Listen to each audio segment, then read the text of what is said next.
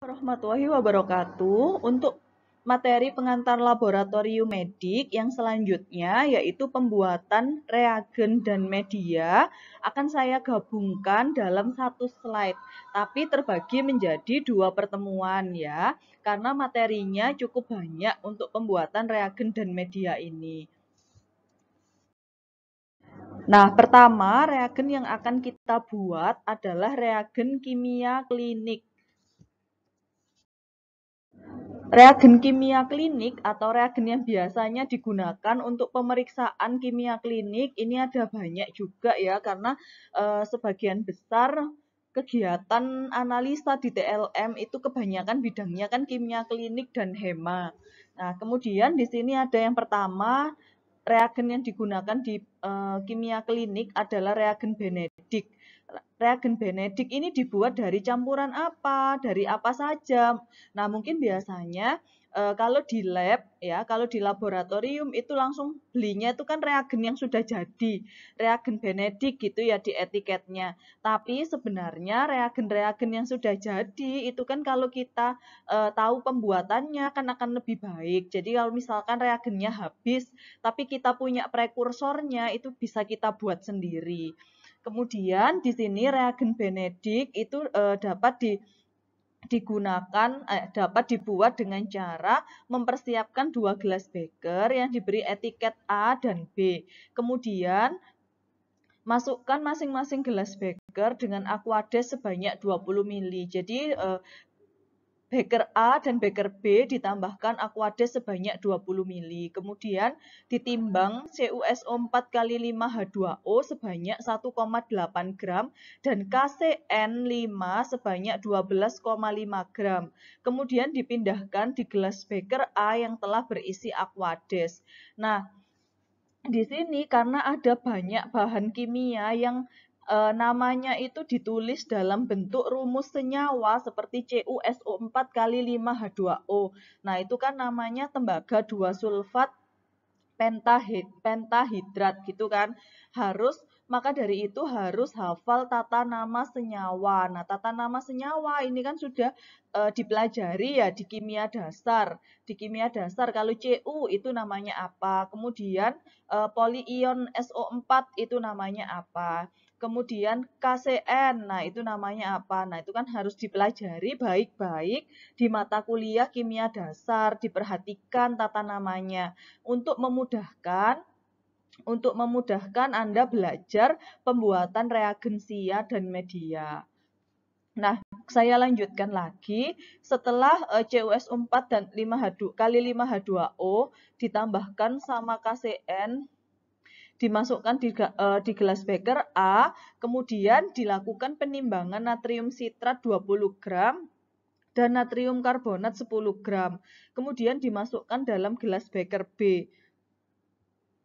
Kemudian larutan pada gelas beker B dia harus dipanaskan hingga homogen. Setelah itu larutan disaring dan dimasukkan di Erlenmeyer. Bilas gelas beker B dengan sedikit aquades dan dimasukkan Erlenmeyer. Nah, kalau sudah dimasukkan Erlenmeyer, maka larutan pada beker A dia digoyangkan secara berlahan-lahan. Saya ulangi lagi, untuk larutan B yang telah dimasukkan ke dalam Erlenmeyer, kemudian dimasukkan ke dalam gelas beker A dan digoyangkan atau diaduk secara perlahan. Setelah itu ditambahkan K4FeCN6. Nah, K4FeCN6 ini namanya kalium heksasianoferat. Jadi, maka dari itu harus tahu nama-nama ilmiahnya. Ya, nama-nama ilmiah dan rumus kimianya. Kemudian kalium heksasianoferatnya 5%. Nah, 5% itu cara membuatnya bagaimana? Di pertemuan di slide sebelumnya kan sudah dijelaskan cara pembuatan larutan sesuai dengan konsentrasi yang diinginkan. Kemudian saya lanjutkan lagi, setelah dimasukkan K4FeCN6 5% sebanyak 5 ml ke dalam Erlenmeyer, maka larutan dari Erlenmeyer tersebut dimasukkan ke dalam labu ukur 100 ml. Setelah itu ditambahkan aquades sampai tanda batas dan dikocok hingga homogen. Kemudian kalau sudah selesai, maka dipindahkan ke dalam botol gelap dan diberi label. Labelnya diberi label kalau reagen Benedict ya berarti Benedict. Kemudian tanggal pembuatannya tanggal berapa dan nama pembuatnya itu siapa. Nah, setelah itu kan berarti di sini kalian menghasilkan atau memiliki larutan Benedict reagen Benedict sebanyak 100 mili karena terakhir tadi kan ditambahkan di labu ukur 100 mili ditambahkan Aquades sampai tanda batas berarti total volume reagen Benedict yang dimiliki adalah 100 mili. Kemudian kalian juga untuk membuat reagen itu harus diperhitungkan kebutuhannya.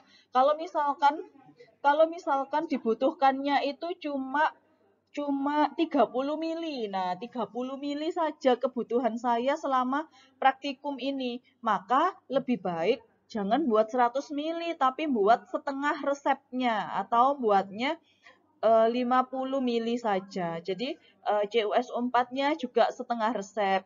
Setengah resep berarti 0,9 gram. Kemudian KCN juga 12,5 gram itu setengahnya berarti 6,25 gram. Kemudian natrium sitratnya juga menggunakan setengah resep ya, semuanya setengah resep. Terakhir nanti dimasukkan di labu ukur 50 mili. Seperti itu. Jadi harus diperhitungkan sesuai dengan kebutuhan. Karena apa? Karena kalau dia reagen ini sisa dan disimpan lama dan lama tidak dipakai, itu dia nanti rusak. Kalau rusak kan berarti sayang sudah membuang bahan prekursor. Sedangkan bahan prekursor atau bahan-bahan kimia ini harganya juga mahal dan yang kedua juga dia sulit untuk didapat atau sulit diperoleh. Kemudian, nah yang tadi ada reagen Benedict, yang ini ada reagen Benedict kualitatif. Reagen Benedict kualitatif ini sebenarnya cara pembuatannya juga hampir sama ya, cara pembuatannya juga hampir sama. Cuma bedanya kalau reagen Benedict untuk kualitatif ini dia mungkin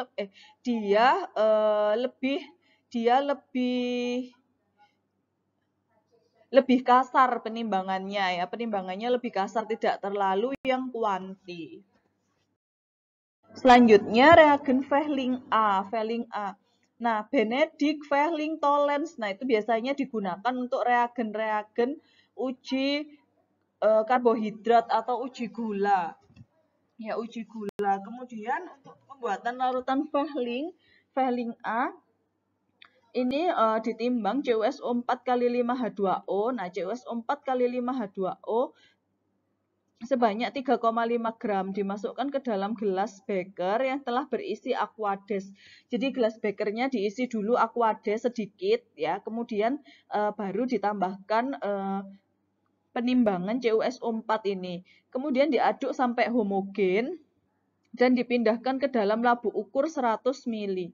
Kalau sudah larutan yang terbentuk, bila larutan yang terbentuk itu kurang jernih, maka tambahkan lagi beberapa tetes. Ditambahkan lagi beberapa tetes asam sulfat pekat ke dalam larutan. Tujuannya adalah untuk menghomogenkan atau untuk mempercepat kelarutan dari CuSO4 kali 5H2O ini dalam suasana asam ya, ditambahkan asam sulfat pekat. Kemudian kalau sudah dikocok sampai homogen, kalau sudah dikocok maka dipindahkan ke dalam botol gelap dan diberi label. Jangan lupa untuk label diberi nama reagennya, kemudian konsentrasi reagen ya, kalau ada konsentrasinya itu kadang kan buat misalkan NaCl 1%, nah itu harus diberi label. Kemudian tanggal pembuatan dan nama pembuatnya siapa. Selanjutnya ada Fehling B. Nah, Fehling B ini agak sedikit berbeda dari Fehling A ya. Kalau yang Fehling A tadi yang ditimbang itu CuSO4, maka Fehling B ini yang ditimbang adalah NaOH. NaOH dan natrium tartrat. Ya, kemudian ditambahkan habis NaOH, natrium tartrat, kemudian dia dimasukkan labu ukur dan ditambahkan Aquades sampai tanda batas. Kalau sudah dimasukkan ke dalam botol gelap. Kebanyakan dari reagen-reagen ini resep ya, ini kan resep-resep pembuatan reagen. Berarti resep dari pembuatan reagen ini kebanyakan adalah dalam volume 100 mili. Kalau misalkan mau membuat lebih sedikit berarti tinggal membagi resepnya ini ya. Kemudian ada reagen voucher. Reagen voucher. Nah, timbang asam trikloroasetat sebanyak 25 gram. Setelah itu dimasukkan ke dalam gelas beker yang telah berisi aquades dan diaduk sampai homogen. Kalau sudah ditambahkan FeCl3 10% sebanyak 10 mili dan aduk hingga homogen. Pindahkan larutan ke labu ukur. Ya, kalau sudah dipindah ke labu ukur, nanti harus di-adjust volumenya, di-adjust sampai tanda batas. Habis gitu dikocok dan dihomogenkan, ditaruh di botol gelap. Selanjutnya ada reagen Schlesinger. Nah, ini dapat dibuat dengan mengencerkan alkohol 96% dari alkohol absolut. Jadi buat alkohol 96% terlebih dahulu sebanyak 100 ml dari alkohol absolut dan dimasukkan ke dalam botol gelap. Selanjutnya kalian menimbang zinc asetat. Nah, kalau kayak gini zinc asetat. Nah, di botolnya biasanya nyari botol bahan kimianya itu kan ada yang namanya rumus kimianya juga ya, ada yang namanya itu dalam bahasa Inggris, maka harus tahu dia namanya rumus kimianya apa, kemudian nama kimianya apa, kalau dalam bahasa Inggris namanya apa, untuk memudahkan kalian saat pembuatan reagen. Yang ini zinc asetat berarti Zn CH3COO2 ya, karena dia zinc itu kan 2+ asetat main muatannya. Kemudian atau ZnCl2 zinc klorida sebanyak 10 gram. Setelah itu dimasukkan ke dalam botol gelap yang berisi alkohol 96% sebanyak 100 ml. Kocok dan biarkan bagian yang tidak larut di dalam botol. Nah, dia ini berarti intinya untuk reagen Schlesinger ini dia melarutkan zinc atau memanfaatkan Zn ya yang dilarutkan di dalam alkohol. Kemudian ada reagen Lugol. Nah, Lugol sekarang pembuatannya adalah dengan menimbang kalium iodida sebanyak 2 gram. Setelah itu dimasukkan ke dalam mortar dan digerus sampai halus. Kalium iodida berarti Ki ya. Ada Ki, ada KiO3, ada I2. Nah, itu harus tahu bedanya apa. Kalium iodida berarti Ki, di dalam mortar digerus dulu, kemudian tambahkan aquades 100 ml. Kalau sudah, dimasukkan ke dalam botol gelap. Setelah itu timbang iodida. Nah, iodida ini berarti I2. Ya, I2 1 gram ke dalam arloji, dimasukkan mortar, digerus, tambahkan larutan Ki yang tadi sudah digerus tadi, hingga semua iodin itu larut sempurna. Kalau sudah, mortarnya dibilas, kemudian dimasukkan ke dalam botol, lalu dikocok hingga homogen dan diberi etiket. Kemudian ada reagen Ehrlich di sini. Nah, ini banyak juga bahannya ya, banyak juga para dimetil aminobenzaldehid. Nah, ini biasanya kalau nggak ada bahannya di lab, mungkin kalau nggak ada bahannya di lab, biasanya kalau di lab klinik sih belinya kan reagen yang sudah jadi ya. Tapi kalau di instansi pendidikan seperti ini, seperti di kampus, kita bisa membuat sendiri dari bahan-bahan prekursor yang ada. Untuk Ehrlich ini menimbang para dimetil aminobenzaldehid, kemudian dimasukkan dalam gelas beker, kemudian ditambahkan HCl pekat 150 ml. Nah, kalau bekerja dengan HCl pekat berarti dikerjakan di dalam lemari asam. Ya, lemari asam yang ada blowernya itu. Hati-hati untuk menggunakan larutan-larutan asam pekat di lemari asam karena karena dia kan asam pekat, kalau netes ke tangan kan nanti tangannya bisa melepuh. Maka dari itu di sini harus memperhatikan APD yang dikenakan. Jadi pastikan menggunakan handscoon, jas lab, ya, kemudian menggunakan sepatu tertutup seperti itu. Nah, selanjutnya memasukkan HCl pekat ke dalam gelas beker yang berisi larutan para dimetil aminobenzaldehyde sedikit demi sedikit melewati dinding gelas. Nah, kenapa harus melewati dinding gelas? Karena untuk mencegah terjadinya percikan. Jadi kalau misalkan dia langsung diteteskan ke HCl pekat, HCl pekatnya ini bisa memercik. Kalau kita tidak hati-hati, ya, tidak dikerjakan di lemari asam, dikhawatirkan percikannya ini terkena mata. Nah, kalau terkena mata kan bahaya. Seperti itu. Kemudian kalau percikannya kena tangan, tidak pakai handscoon, nah akhirnya kena kulitnya. Gitu kan. Jadi harus hati-hati kerjanya. Kalau bekerja dengan asam kuat, asam pekat, maka harus dilewatkan di dinding gelas untuk menghindari terjadinya percikan. Nah, biasanya kan dikhawatirkan netes-netes sambil ngobrol sama temannya. Nah, akhirnya kan dia bumping, ya. Biar tidak bumping, dia dialirkan satu arah di dinding gelas. Kemudian kalau sudah dipindahkan ke dalam labu ukur dan ditambahkan aquades sampai tanda batas, kocok dan homogenkan. Kemudian dipindahkan botol gelap dan diberi etiket. Kemudian ada reagen Rotera. Dilakukan dengan menimbang natrium nitroperusida sebanyak 5 gram dan dimasukkan ke mortar. Selanjutnya digerus sampai halus. Kalau sudah, amonium sulfat 200 gram ini ditambahkan ke dalam mortar dan dicampurkan sampai halus.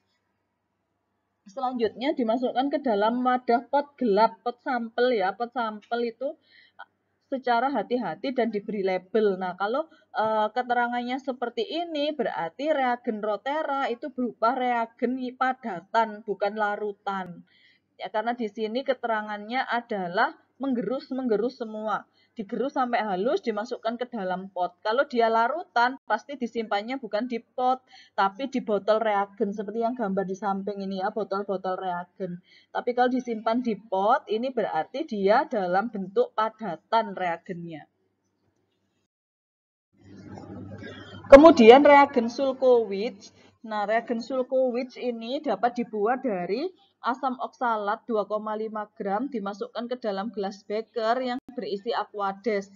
Kemudian ditimbang asam oksalat sama amonium oksalat. Kemudian ditambahkan asam asetat glasial, ya, asam asetat glasial. Kalau sudah, campuran larutan dari ketiga gelas beker tersebut dimasukkan ke dalam Erlenmeyer 200 ml secara hati-hati. Kemudian dihomogenkan dan disimpan dalam botol gelap. Nah, kenapa kok hampir penyimpanannya itu semua di botol gelap? Karena kalau pakai botol gelap ini tujuannya agar terhindar dari sinar matahari. Karena kalau ada sinar matahari itu dapat menyebabkan degradasi atau penguraian secara fotokatalitik. Ya, penguraian akibat sinar matahari itu dapat memperpendek waktu simpan dari reagensia yang telah kalian buat. Nah, setelah reagen kimia klinik, selanjutnya kita beralih ke reagen hematologi. Karena sebagian besar pemeriksaan di laboratorium medik itu kan dalam bidang kimia klinik sama hematologi.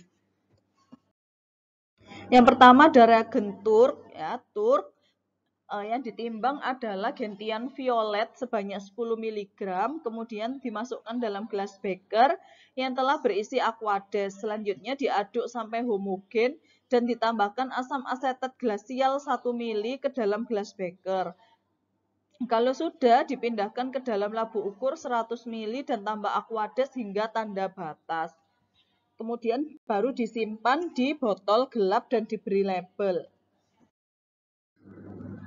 Nah, selanjutnya ada reagen Hayem. Nah, reagen Hayem ini dibuat dari campuran merkuri klorida atau Hg2Cl2, ya, merkuri klorida sebanyak 0,5 gram. Perhatikan alat pelindung diri yang lengkap karena kerja pakai Hg, pakai merkuri. Merkuri itu kalau dia kan tergolong logam berat ya, golongan logam berat yang kadarnya itu tidak boleh kadarnya kecil, itu dia berbahaya, maka dari itu tidak boleh terkena tangan, sehingga harus menggunakan sarung tangan dan masker. Kemudian dimasukkan ke dalam gelas beker yang telah berisi Aquades. Selanjutnya ditambahkan dengan natrium sulfat dan NaCl, kemudian ditambahkan lagi Aquades. Campuran NaCl dan natrium sulfat selanjutnya dan merkuri ya, secara perlahan-lahan dan hati-hati disimpan ke dalam botol gelap. Kemudian ada reagen Gower ya, Gower ini timbang larutan natrium sulfat sebanyak 12,5 gram dan masukkan ke dalam Aquades. Setelah itu ditambahkan asam asetat glasial 33,33 mili menggunakan mikropipet karena dia 33,3 mili. Biasanya bisa kalian gunakan 33 mili, 0,33-nya baru pakai mikropipet. Selanjutnya, aduk hingga larut dan homogen, tambahkan Aquades sebanyak 100 ml dan pindahkan ke dalam botol gelap dan beri label.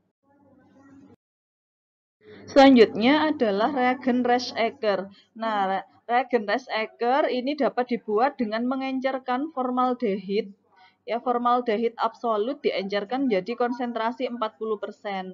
Nah, adanya cara pengenceran seperti ini nanti kita pelajari di praktikum ya. Selain kemarin kita ajarkan teorinya di pertemuan sebelumnya, nanti kita praktekkan juga di praktikum pengenceran ini. Kemudian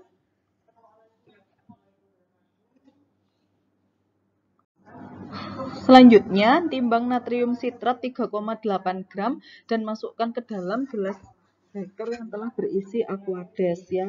Setelah itu ditambahkan Brilliant Crazy Blue sebanyak 30 mg dan dimasukkan ke dalam larutan natrium sitrat. Nah, kemudian diaduk, kemudian tambahkan formaldehid. Nah, ini banyak ya yang ditambahkan. Formaldehid 40% ini tadi digunakan sebagai pelarutnya. Pelarut dari natrium sitrat sama Brilliant Crazy Blue ini untuk membuat reagen Resaecker. Selanjutnya ada reagen Dunger atau eosin sebutannya ya. Eosin. Nah, larut eosin ini dibuat dengan menggunakan larutan eosin 2% sebanyak 5 mili dan dimasukkan ke dalam labu ukur 100 mili. Setelah itu ditambahkan aseton sebanyak 5 mili dan dimasukkan ke dalam labu ukur. Kemudian tambahkan Aquades sampai tanda batas, kocok dan homogenkan, pindahkan larutan ke dalam botol gelap, kemudian diaduk dan dihomogenkan. Selanjutnya adalah reagen parasitologi. Selanjutnya untuk reagen parasitologi yang pertama adalah garam fisiologis. Nah, garam fisiologis ini dapat dibuat dengan menimbang NaCl 0,9 gram dan dimasukkan ke dalam gelas beker yang telah berisi Aquades. Selanjutnya, larutan yang telah dibuat tadi dimasukkan ke dalam labu ukur 100 ml dan ditambahkan sampai tanda batas. Nah, kalau dilihat di sini NaCl 0,9 gram atau sebutannya garam fisiologis, ini konsentrasinya kan 0,9 gram dalam 100 mili ya. 0,9 gram berarti dalam 100 mili berarti dia 0,9%. 0,9%. Konsentrasinya ya dalam persen B per V-nya dia 0,9%. Kemudian larutan ZnSO4 33%. Nah, 33% berarti ditimbang 330 gram ZnSO4 dimasukkan ke dalam gelas beker, kemudian dia ditambahkan Aquades sampai tanda batas. Selanjutnya ada reagen formalin 10% atau formaldehid ya, dapat dibuat dengan mengencerkan formaldehid 37%, kemudian dihitung dulu pakai rumus V1M1 sama dengan V2M2. Jadi tergantung sama kebutuhan kalian, pengennya buat reagen formalin 10% ini berapa mili. Kalau misalkan mau buatnya 100 mili, berarti 100 dikalikan 10% sama dengan 37% dikalikan X. Nah, X-nya itu adalah berapa mili yang harus diambil dari larutan formalin 37% ini untuk dia diencerkan menjadi larutan formalin 10%. Selanjutnya adalah reagen Gimsa. Nah, reagen Gimsa ini dilakukan melalui penimbangan 1 gram Gimsa stein, kemudian dimasukkan ke dalam metanol, dilarutkan dalam metanol sampai larut. Setelah itu ditambahkan gliserol dan dikocok. Kemudian larutan disaring dan dimasukkan ke dalam botol gelap. Nah, jika akan melakukan pewarnaan dengan menggunakan larutan Gimsa, maka larutan terlebih dahulu harus diencerkan dengan larutan buffer atau larutan penyangga dengan perbandingan 1:9. 1 mili Gimsa dengan 9 mili buffer. Diingat-ingat ya, jadi larutan Gimsa yang dibuat pada prosedur nomor 1 sampai nomor 3 tadi berfungsi sebagai larutan stok. Kalau mau buat untuk pewarnaan, maka harus diencerkan terlebih dahulu. Nah, dapat pula dilakukan pengenceran menggunakan Aquades dengan perbandingan 1:9. Tapi biasanya untuk memperpanjang umur Gimsa ini biar dia stabil pada lingkungan, maka dia harus ditambahkan reagen buffer.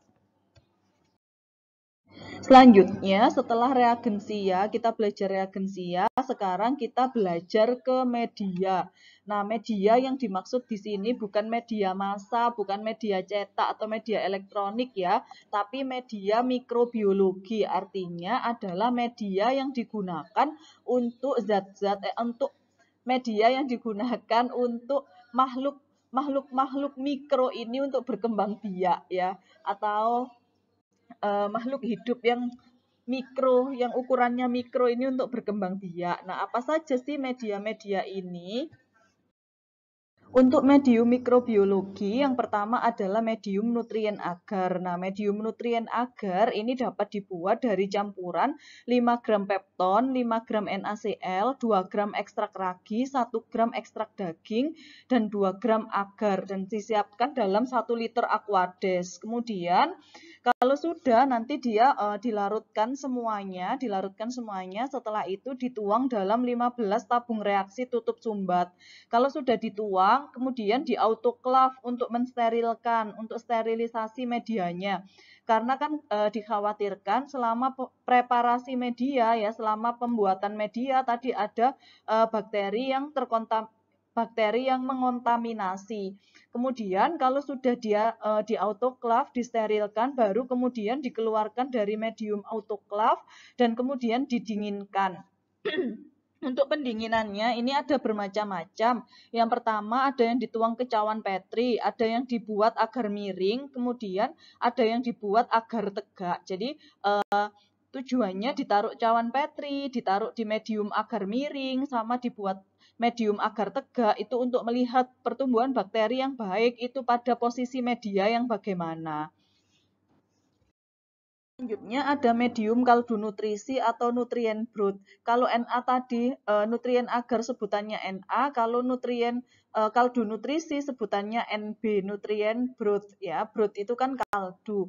Nah, kalau medium NB ini digunakan hampir sama bahannya, cuma komposisi masanya yang berbeda. Jadi ada 0,5 gram pepton ditambah 0,5 gram NaCl tambah 0,2 gram ekstrak ragi, 0,1 gram ekstrak daging, dan 0,2 gram agar. Jadi dibutuhkan agar yang lebih sedikit pada medium NB ini.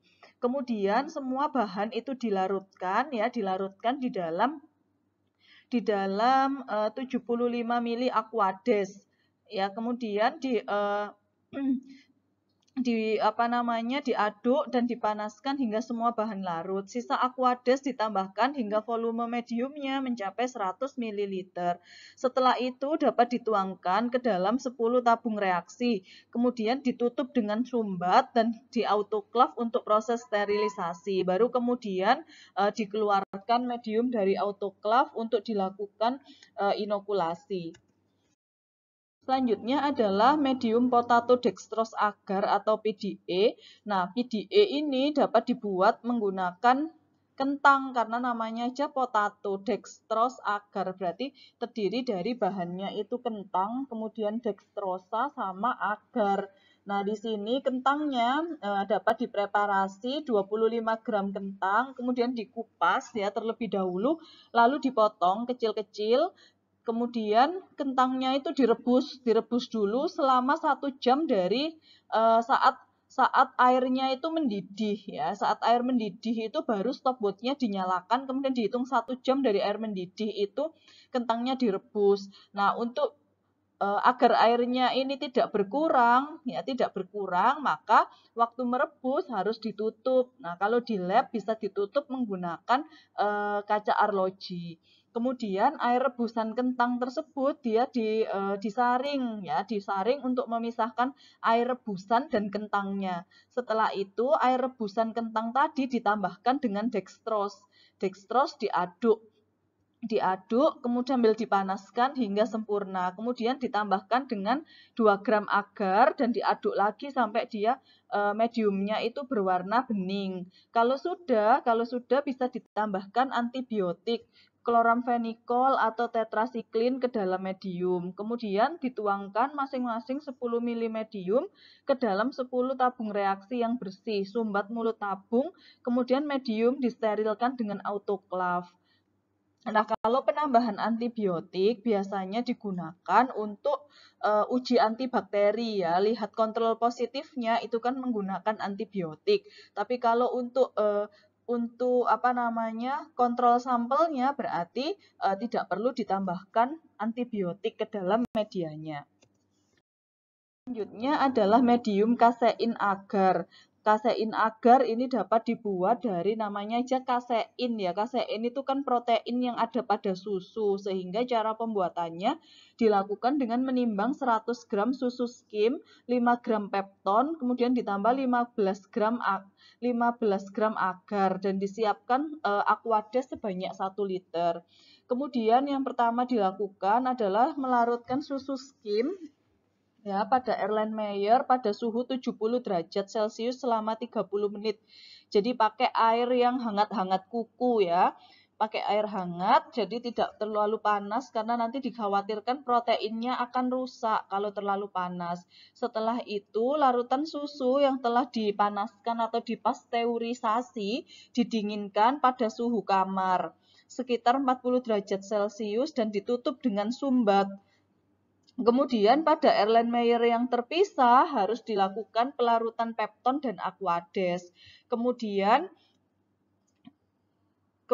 larutan pepton disterilkan terlebih dahulu dengan aquades. Setelah steril, maka larutan pepton yang telah dingin pada suhu kamar dicampur dengan larutan susu skim yang telah dipasteurisasi. Selanjutnya, dihomogenkan kedua larutan tersebut dengan menggoyang-goyangkan Erlenmeyer. Kalau belum tercampur, boleh dibantu dengan pemanasan agar tidak melebihi suhu 70 derajat Celcius. Kalau sudah, medium dituangkan dalam cawan petri dan dibiarkan dia membeku. Karena tadi kan ada penambahan agar ya, kalau ditambahkan agar dengan konsentrasi yang besar, maka dia terbentuk medium padat. Kan medium itu ada medium padat, ada medium cair. Kemudian untuk medium kasein agar ini, kenapa yang di autoclave itu hanya larutan pepton saja? Karena di sini susu skim dia hanya boleh dipanaskan maksimal 70 derajat Celcius. Karena kalau dia di autoclave suhunya 121 derajat Celcius, nanti protein kasein ini dia akan rusak, terkoagulasi ya. Dia akan menggumpal. Nah, kalau menggumpal kan sudah rusak kaseinnya, berarti kan sudah tidak bisa dipakai. Maka dari itu pemanasan suhu 70 derajat Celcius selama 30 menit atau proses pasteurisasi ini sama halnya prinsipnya dengan membunuh bakteri menggunakan pemanasan seperti itu. Dan untuk penjelasan materi tentang preparasi media dan reagensia, selanjutnya apabila ada pertanyaan silahkan kita diskusikan di grup WhatsApp. Terima kasih. Wassalamualaikum warahmatullahi wabarakatuh.